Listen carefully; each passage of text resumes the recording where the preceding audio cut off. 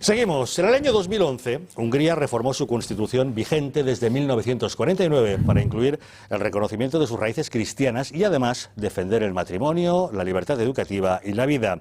En la entrevista en exclusiva con Intereconomía, Viktor Orbán reivindica que, al igual ya en su día pidió José María Aznar, es necesario incluir en el documento básico de la Unión Europea el reconocimiento a nuestros valores cristianos. ¿Por qué cree que las raíces cristianas son importantes para Europa? ¿Cómo cree que la Unión Europea debería defenderlas? Déjeme decir que hay un pecado que hemos cometido hace varios años, cuando los tratados básicos de la Unión Europea fueron replanteados y reescritos. Por aquel entonces primer ministro, José María Aznar, defendió una muy buena decisión. Yo le apoyé mucho, diciendo que el documento básico de la Unión Europea debería mencionar las raíces cristianas. Aquello supuso una enorme discusión en la Unión Europea y perdimos. Finalmente, los líderes decidieron no integrar esa frase en el documento base de la Unión Europea. Y el primer ministro, José María Aznar, dijo que no era una cuestión de opinión, sino de realidades. Y no deberíamos negar las realidades o los hechos. Así que si los documentos base de la Unión Europea no recogen los valores y raíces cristianas, ¿cómo podemos defender nuestros valores y raíces cristianas?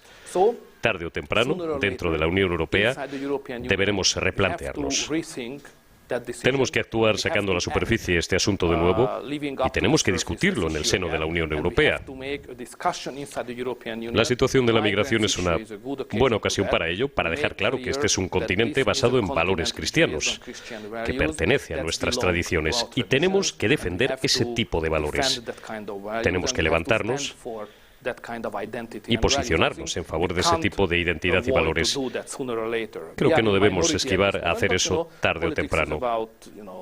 Estamos en minoría en este momento, pero la política se trata de buscar nuevos equilibrios y podemos tener una mayoría de nuestro lado si hacemos bien nuestro trabajo. Es la esperanza húngara. ¿Y por qué resulta tan sorprendente que una constitución de un país defienda los valores cristianos de esa sociedad? Bueno, pues fundamentalmente porque hay un interés que no es una moda ni es una cuestión que surge por la evolución ideológica de la sociedad, sino que, a las pruebas me remito, Orbán lo ha confirmado, ¿no? Es un plan establecido, ideado, para cambiar una visión social de Europa y cambiarla por una que sea más fácil de dirigir. ¿Cuáles son los puntos a los que ataca esa antropología nueva que se pretende implantar desde el relativismo? Pues el concepto de la familia, las raíces cristianas, el concepto de identidad con la patria, todo aquello que ha hecho Europa ser lo que es y que si lo cambiamos, Europa es moldeable y manejable en aras de intereses económicos. No tiene otra finalidad. No hay que buscar que quieran meter una religión nueva, no. Es simplemente intereses económicos.